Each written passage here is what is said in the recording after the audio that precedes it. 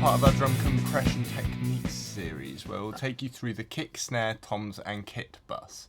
So the track we're using for our session is Where to Go by Lost Focus. We'll link them in the description below, so check them out.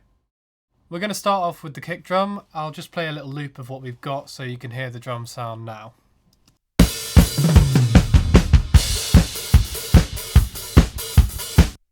Just to talk you through what we've got on the kick track, we've got a few little EQs on the audio tracks here and one on the bus as well, just to shape the sound a bit before we put it through the compressors.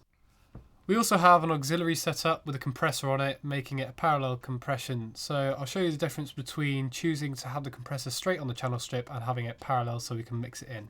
Here's the parallel compressed kick.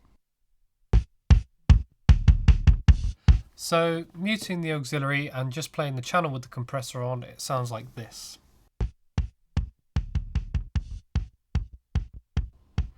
So you can hear that when the compressor is just straight on the channel that it takes away from the sound rather than adding to it. So we've put it parallel like this, which means we can mix it in and get a nice thick sound.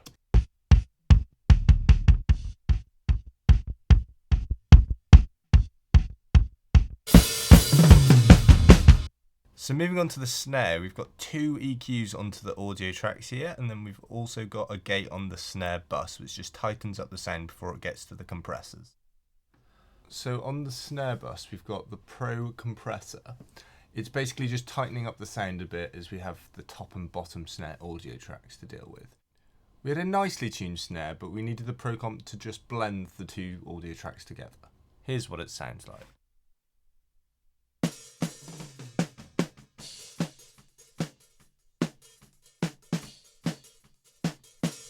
As you can hear, with the compressor off, it's just not cutting through, yet thanks to the Pro comp we can get a transient popping through our mix nicely. We also have a BF76 as a parallel compressor, beefing up the sound of the snare.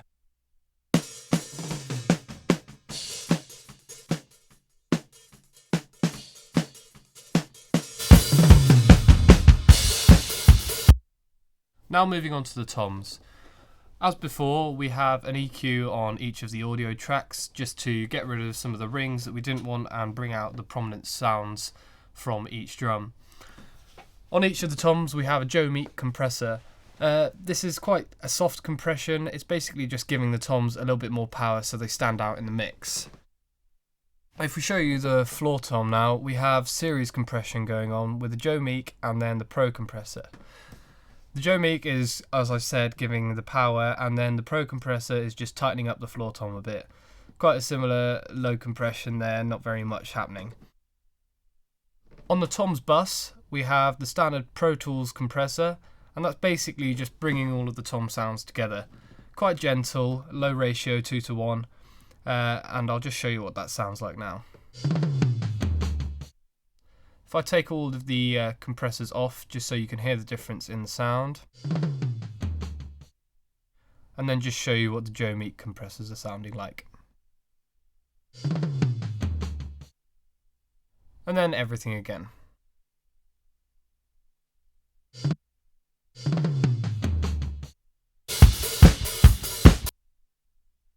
Moving on to the kit bus, which is all of what we've just shown you together. We've got a BF76 on parallel compression, meaning it's on an auxiliary track again, giving the whole kit a thicker edge to it. We decided to do it as parallel compression as we didn't want to change the whole kit sound, but to have the option of mixing it in instead. The compressor has a very slow attack and medium release, helping the kick drum just cut through the mix and get a bit fatter.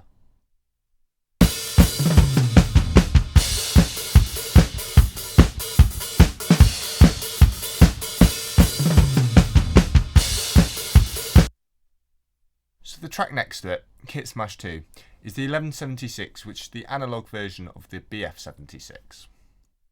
We decided to put the exact same settings on each compressor and see what the differences were.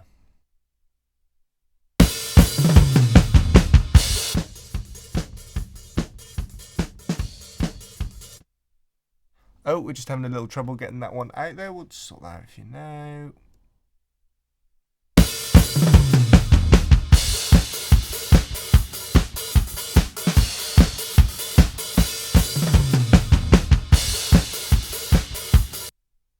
It's not that noticeable, but the BF76 seems to have a thicker sound on the drum kit, and that is what we're after. So that's it. We have a few techniques going on through this section of our drum mix. This is what we feel is sounding good for our record, but obviously you can experiment with the techniques we've shown you here to complement your own sound.